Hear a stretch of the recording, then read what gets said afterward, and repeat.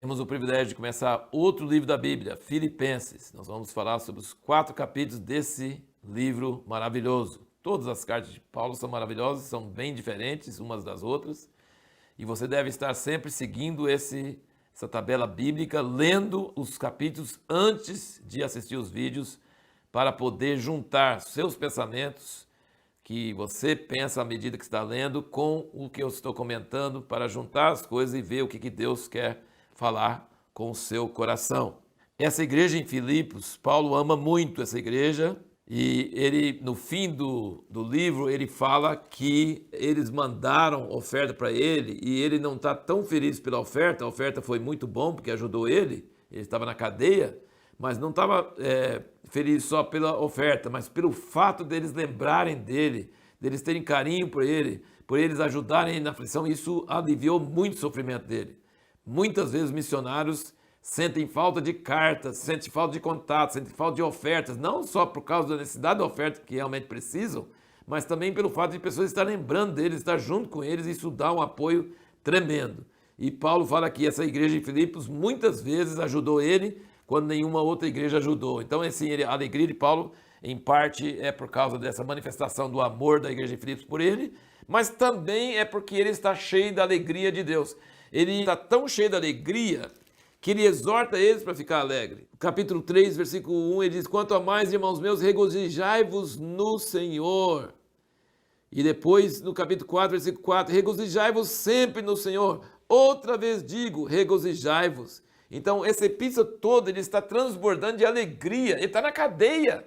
Ele devia estar falando assim, tem dó de mim. Não, mas você lembra como começou a igreja em Filipos? Ele e Silas estavam na cadeia, açoitados, porque expulsaram o demônio daquela menina que adivinhava, e eles estavam cantando louvores, e a igreja em Filipos nasceu. O carcereiro e sua família toda converteram. Então, Paulo continua em relação à igreja em Filipos com essa alegria no meio da tribulação, na cadeia, e tão esfuziante, não é uma alegria forçada, é uma alegria que ele fica exortando os de fora para ficar alegres. E ele está na cadeia, ele fala, alegrai-vos, fica alegre, regozijai-vos. É uma alegria que vem do céu. Como diz Jesus, a minha paz vos dou, não dou como o mundo dá. Então, a alegria de Deus é diferente. Mas ele tem também duas preocupações com a igreja em Filipos. Uma delas é a dissensão e discórdia entre pessoas lá. Por exemplo, aqui no capítulo 4, ele diz no versículo 2, rogo a Evódia e rogo a Sintique que sintam o mesmo no Senhor. Então ele está falando que tinha umas obreiras lá que estavam meio assim, discordância. E ele fala bastante no primeiro aqui, que para sentir a mesma coisa, para pensar a mesma coisa. Então essa discórdia ou essa dissensão que havia entre eles, como tem em muitas igrejas, acho que todas as igrejas têm partidos e facções e pessoas que estão um contra o outro e pensando uma coisa, pensando outra, e ele fica exortando, não faça isso.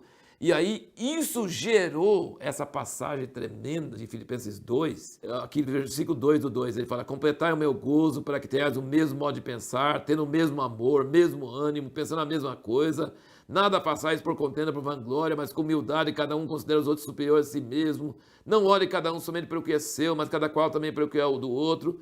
Tende em vós aquele sentimento que houve também em Cristo Jesus, e aí continua essa passagem maravilhosa sobre Jesus descer da glória, se esvaziar, mesmo como homem, se humilhar até a morte. Deus o exaltou soberanamente e lhe deu um nome que é sobre todo nome, que toda língua vai confessar. Então, assim, essa passagem aqui de Filipenses 2 é uma passagem maravilhosa.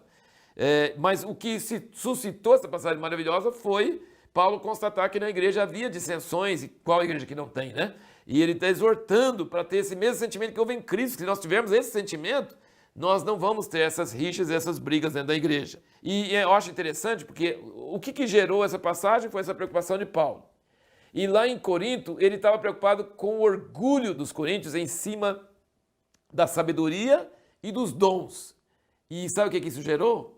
Aquela passagem linda de 1 Coríntios 13 sobre o amor, né? Então, são os problemas na igreja, quase igual uma pérola, entra aquela areia e vai formando uma pérola ao redor. Paulo vai sentindo esses problemas na igreja e aí inspira ele. E o outro problema, são dois problemas. Um é essas dissensões e o outro são os falsos obreiros, tá? Os falsos obreiros. Paulo está na cadeia e os falsos obreiros estão indo lá para as igrejas dele, tentando judaizar as pessoas, tentando colocar a lei. e tentando ganhar dinheiro delas, sabe? Aproveitar delas e tentando colocar o jugo de ser circuncidado. E aí o capítulo 3, Paulo está falando sobre isso. Então, assim, mesmo no capítulo 1, ele diz, alguns estão pregando o evangelho para aumentar a minha dor. Mas não vai aumentar, está pregando o evangelho, tá bom. Mas depois ele fala, cuidado com os falsos obreiros. E depois ele fala que o ventre deles é o Deus deles. Eles são contra o sofrimento, contra a cruz de Cristo. Só que isso gerou aqui, no meio do capítulo 3, a santa obsessão de Paulo. Olha o que ele fala aqui, ó. Ele fala que ele tinha tudo o que eles têm, sabe? Ele foi circuncidado, era fariseu, era zeloso, tinha circuncisão, tinha tudo que esse pessoal está falando que eles tinham que ter. Ele falou, eu tinha tudo isso. E sabe o que eu fiz? Versículo 7. O que para mim era lucro, passei a considerá-lo como perda por amor de Cristo. Sim, na verdade, tenho também como perda todas as coisas, pela excelência do conhecimento de Cristo Jesus, meu Senhor, pela qual sofri a perda de todas estas coisas. Essas coisas que esses falsos obreiros estão querendo pôr sobre vocês, eu tinha e joguei fora para ganhar Cristo. E aí ele diz que ele foi alcançado por Cristo, mas ele quer alcançar aquele que o alcançou. E aí eu queria mostrar para vocês uma coisa interessante aqui, é o equilíbrio entre a soberania de Deus e a responsabilidade do homem. Vamos olhar aqui rapidamente, aqui ó, capítulo 1, versículo 6, ele diz, tendo por certo isso mesmo, que aquele que em vós começou a boa obra, a aperfeiçoará até o dia de Cristo Jesus. Soberania de Deus. Ele começou a boa obra, ele vai terminar a boa obra. Mas 1, versículo 10, ele diz, para que aproveis as coisas excelentes, a fim de que sejais sinceros e sem ofensas até o dia de Cristo. Então você tem que lutar para aprovar as coisas excelentes, a fim de ser sinceros e sem ofensa até o dia de Cristo. Deus vai fazer a obra, mas nós também estamos trabalhando nisso aí. A história de nossa vida é um livro escrito a 4 mãos, as nossas e as de Deus. A soberania de Deus são as mãos de Deus.